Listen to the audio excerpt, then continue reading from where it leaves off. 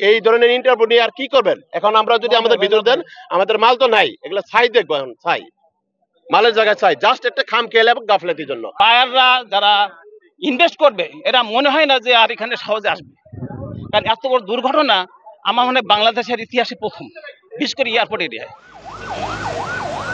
শাহজালাল আন্তর্জাতিক বিমানবন্দরের কার্গো ভিলেজে ভয়াবহ আগুন। রাতভর দাউ দাউ করে জ্বলেছে আমদানি পণ্যের গুদাম। কিন্তু এই আগুন কি শুধু দুর্ঘটনা, নাকি এর পেছনে লুকিয়ে আছে কোনো পরিকল্পিত ষড়যন্ত্র? আমাদের 20 থেকে 30,000 পরিবার একবার পথে মানে নিঃস্ব হয়ে গেলাম আমরা এখন, তারও বেশি হইতে পারে। এর সাথে পাশাপাশি যারা ছোটখাটো আমদানিকারক আছে, উদ্যোক্তা আছে, যেমন একটা শিপমেন্টের 10 লাখ বা 15 লাখ টাকা 20 লাখ টাকার এলসি খুলছে, এরা এই শিপমেন্টের 1 বছরের জন্য বা 6 মাসের জন্য এরা পথে শেষ ভাই, এরা পথের ভিখারি হয়ে যাবে। সিভিল এভিয়েশন প্লাস বিমান, এই দুজনকে ড্রাইভার দিতে হবে। যারা কালকে ডিউটি অবস্থা ছিল, যারা কালকে ডিউটিতে ছিল, প্রত্যেক জনকে আপনারা ধরেন, ঠিক আছে? আপনারা কোথায় ডিউটি করছেন? হ্যাঁ, হইতে পারে সিসিটিভি ফুটেজ দিবেন, সিসিটিভি ফুটেজও কারেন্ট আগুন লাগে সেটা মানে বেনিশ হইতে পারে, বাট সিসিটিভি ফুটেজ আগুন বেনিশ হওয়ার আগে যদি আরো একটা সিসিটিভি ফুটেজ যদি দেখা যায় যে কিভাবে এটা আগুনটা লাগলো, কই থেকে লাগলো এবং কে লাগাইলো, যদি কেউ লাগাই থাকে এটা আপনারা উদ্ঘাটন করেন, সঠিক উদ্ঘাটন করে আপনারা দেখেন। তবে এটা ক্ষয়ক্ষতি যা হয়েছে সিভিল এভিয়েশন প্লাস বিমান, এই দুইটা সংস্থাকে দায়ভার নিতে হবে। ওই দিক থেকে যদি এখানকার কর্তৃপক্ষ লোকজন তাদের ঢোকাইয়া ওই দিক থেকে অনেক মাল বের করতে পারতো, কিন্তু তারা করে নাই আইনের বাধ্যবাধকতার কারণে। আমি ওয়ালটনের সিএনএফ সার্ভিস থেকে আমাদের প্রায় 3 কোটি টাকার উপরে এখানে ক্ষয়ক্ষতি হয়েছে। এখানে টোটালি আমাদের বড় শিপমেন্ট ছিল, 10টা শিপমেন্ট ছিল, আর আমাদের স্যাম্পল ছিল বিভিন্ন কুরিয়ার, ডিএইচএল, ফেডেক্স, তারপরে অ্যারামেক্স, এগুলার প্রায় 100-150 মতো স্যাম্পল ছিল। ঢাকা কাস্টমস এজেন্টস অ্যাসোসিয়েশন বলছে তাদের বিশ্বাস এটি কোনো সাধারণ অগ্নিকাণ্ড নয়। এটা হতে পারে দেশের শিল্প কারখানা, আমদানি রপ্তানি খাত, এমনকি পুরো জাতীয় অর্থনীতিকে অচল করে দেওয়ার এক গভীর নীল নকশা। সংগঠনটির সভাপতি মিজানুর রহমান জানিয়েছেন, এই ঘটনার পেছনের সত্য জানতে দরকার একটি স্বাধীন ও নিরপেক্ষ তদন্ত কমিটি, আর দোষীদের বিরুদ্ধে কঠোর আইনি ব্যবস্থা নিতে হবে যাতে এমন ঘটনা আর কখনো না ঘটে।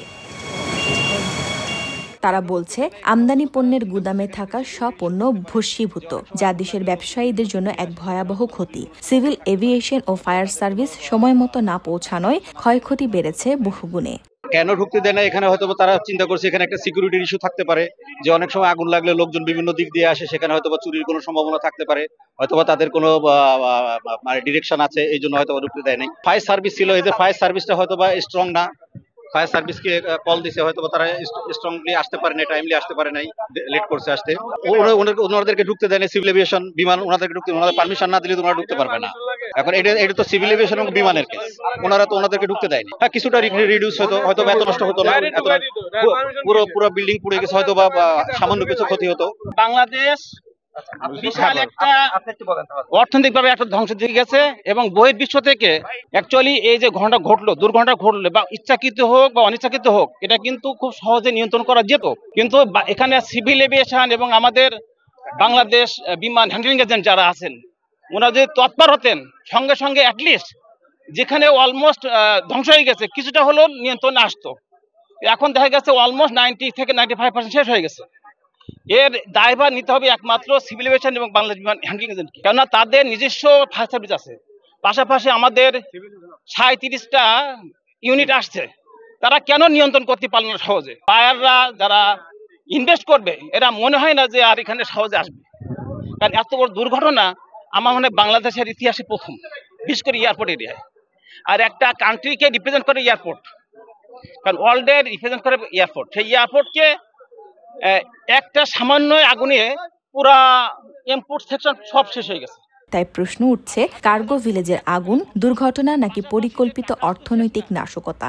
এদের একটা গাফিলতি আছে, এদের টোটাল গাফিলতি ছাড়া এটা হয় না। কারণ এই বিল্ডিং থেকে আগুন এত করে ছড়ানো, আস্তে আস্তে একবার তো ছড়ায় নাই, অনেকক্ষণ লাগছে, তারা কি করলো? উত্তর খুঁজছে ব্যবসায়ীরা, উত্তর খুঁজছে বাংলাদেশের মানুষ। কার্গো ভিলেজের আগুন একটি অদৃশ্য হাতের ছায়া। সবচেয়ে ক্ষতিগ্রস্ত হবে ক্ষুদ্র এবং মাঝারি ব্যবসায়ীরা, কারণ এদের দেখা যায় একটা শিপমেন্টে তারা আসে, এইটা তারা চলে এখন। আর এই ক্ষুদ্র মাঝারি ব্যবসায়ীরা কোনো সময় কিন্তু সরকারের সাপোর্ট পায় না। এগুলো কারা পায়? রাঘব বোয়ালরা। এটা আমরা সবাই জানি, কারণ রাঘব বোয়ালরা সব জায়গায় গেইন করবে। আমাদের উপদেষ্টা সাহেব বলে ফেললেন যে 9টার মধ্যে কমপ্লিট হয়ে গেছে, ফ্ল্যাট উঠতেছে। ফাইন কথা, এখনো ধোয়া ওড়ে, দেখছেন এখনো ভিতর থেকে ধোয়া ওড়ে। তাহলে আমাদের ম্যানেজমেন্ট কোথায় আছে? দেশ সময়, নিউজ ডেস্ক। এই সেন্সিটিভ এরিয়ার মধ্যে যদি আমরা তাৎক্ষণিক ব্যবস্থা না নিতে পারি, এর দায়ভার কে নিবে?